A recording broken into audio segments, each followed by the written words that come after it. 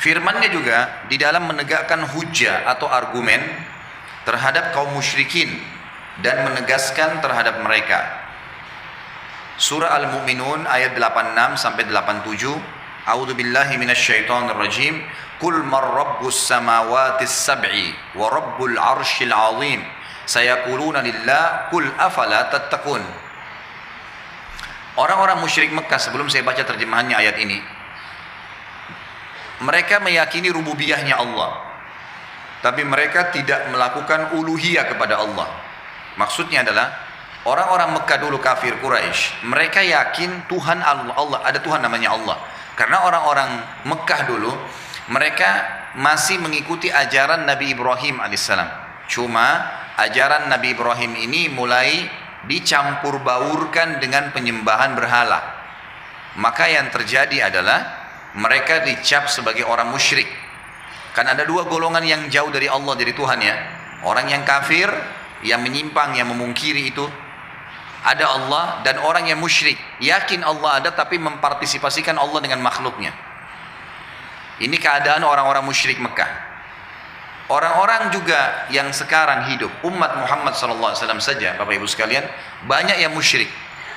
Mereka tahu Tuhan Allah, tapi mereka masih menyekutukan Allah dengan makhluknya, dan Allah tidak butuh itu.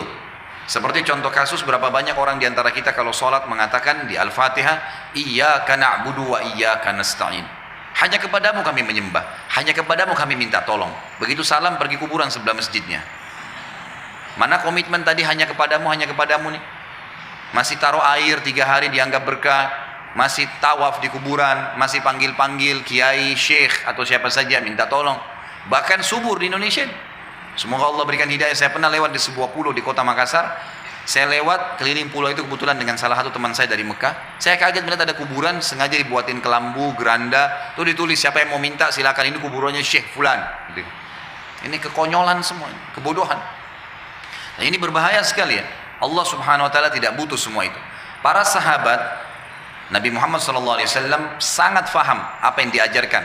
Mereka hanya boleh bergantung, memohon, tunduk kepada Allah Subhanahu wa taala. Maka kalau sendal mereka putus, mereka mengangkat tangan ke langit sambil mengatakan, "Ya Allah, sendal saya putus, gantikanlah." Bahasanya begitu. Sederhana, tapi ini tanda hubungan dia dengan Allah Subhanahu wa taala. Bagaimana hubungannya yang sangat kental dengan Tuhannya, keyakinannya. Lapar, ya Allah, hilangkan lapar saya. Ya Allah, saya sakit, sembuhkanlah. Semuanya ke Allah Subhanahu wa taala. Apa saja dia kembalikan kepada Allah. Sehingga mereka tidak pernah takut, tidak pernah bergantung, tidak pernah tunduk kecuali kepada Allah Subhanahu wa taala. Orang-orang musyrik Mekah, Allah ceritakan tentang mereka. Sama dengan orang-orang muslim sekarang yang banyak berbuat kemusyrikan. Bagaimana caranya kita mendakwahinya? Allah menyebutkan dalam Al-Mu'minun ayat 86-87 ini caranya. Tanyakan kepada mereka, "Qul man rabbus samawati sab'i wa rabbul arsyil 'azim." Sayaquluna lillah, "Qul afala tattaqun." Katakanlah kepada mereka, siapa yang empunya langit yang 7 dan yang empunya arsy yang besar, yang mempunyai, yang memiliki, yang menciptakan. Siapa yang menciptakan langit dan bumi ini? Orang-orang muslim yang buat musyrik, tanya mereka. Mereka akan mengatakan, tanya siapa Tuhanmu? Siapa penciptamu? Siapa pencipta semua ini? Dia akan mengatakan Allah. Ya. Mereka menjawab kepunyaan Allah. Katakanlah kalau begitu. Maka kenapa kalian tidak bertakwa? Maksudnya kenapa kalian justru tidak bergantung hanya kepada dia? Kenapa harus ke kuburan? Makanya Imam Nawawi mengatakan rahimahullah, saya masih bingung melihat orang-orang yang pergi ke kuburan dan minta-minta. Sementara dia tahu di kuburan itu manusia seperti dia yang sudah jadi tulang belulang. Apa yang akan diberikan? Nabi Muhammad SAW sendiri, kita masih bacakan salawat untuk beliau. Apa itu arti salawat? Ya Allah, tambahkanlah karuniahmu, rahmatmu untuk Nabi Muhammad SAW.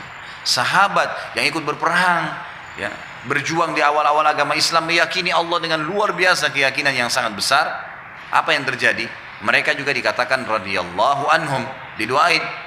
Orang-orang muslim yang sudah mati sealim apapun dikatakan rahimahullah, rahimahullah. Masih kita doakan, biasa di Indonesia mengatakan almarhum, gitu kan.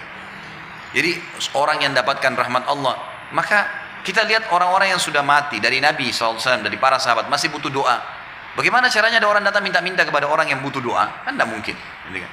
Makanya para sahabat pun pada saat Nabi SAW meninggal, belum pernah ada satu orang pun di antara mereka yang datang ke kuburan Nabi lalu minta-minta, ya Rasulullah berikan kami kemenangan, ya Rasulullah jadi perantara dengan Allah. Nggak pernah sama sekali, nggak ada riwayat. Karena mereka tahu Nabi SAW mengajarkan mereka untuk bergantung kepada Allah. Pernah saat Muadz bin Jabal pulang dari dakwah di Yaman, begitu masuk Madinah, bertemu poin pertama yang beliau temui Nabi SAW, bukan ketemu istrinya, bukan ketemu orang tuanya, ketemu Nabi SAW.